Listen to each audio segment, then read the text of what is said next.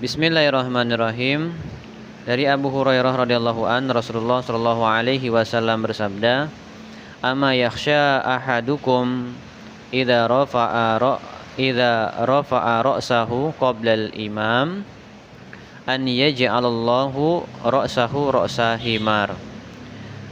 Tidakkah salah seorang di antara kalian takut ketika ia mengangkat kepalanya mendahului imam, bahwa Allah akan mengganti kepalanya dengan kepala keledai. Hadis ini sahih riwayat Bukhari dan Muslim. Teman-teman, dari hadis ini kita mengambil pelajaran bahwa mendahului imam ketika sholat berjamaah itu hukumnya haram, tidak diperkenankan, tidak diperbolehkan oleh Rasulullah SAW. Dan ini ancamannya keras, bahwa Allah Subhanahu Wa Taala akan mengganti kepala orang yang mendahului imam dengan kepala keledai.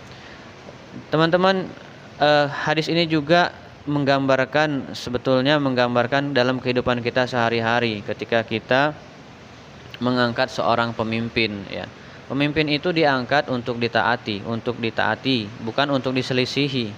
Kita tahu, ya, terkadang kapasitas seorang pemimpin itu mungkin sama dengan kita, tetapi karena kita sudah mengangkatnya untuk menjadi pemimpin kita, maka tidak ada alasan lagi kita untuk menyelisihinya, ya, untuk menyelisihinya, bahkan kita mendahulinya, gitu ya.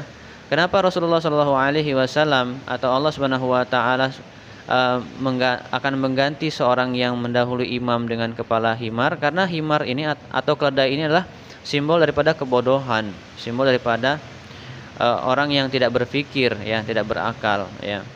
Namanya hewan. Nah, begitulah kalau misalnya kita mengangkat pemimpin terus kita selisihi, ya, kita bantah, kemudian kita tidak mau taat kepadanya, ya, maka buat apa kita mengangkat pemimpin tersebut, ya? Buat apa kita mengangkat imam tersebut kalau misalnya untuk diselisihi, ya? Ini kan gambaran orang-orang yang tidak berpikir atau mohon maaf bodoh, begitu. Nah, di dalam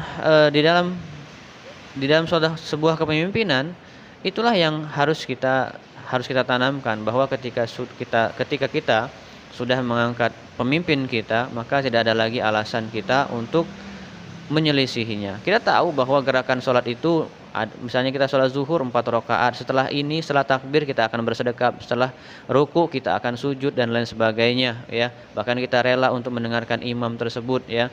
Kenapa? Karena memang ajaran Rasulullah SAW begitu, dan ini harusnya kita terapkan dalam kehidupan kita sehari-hari. Ketika kita mengangkat seorang pemimpin, maka hendaklah kita mentaati.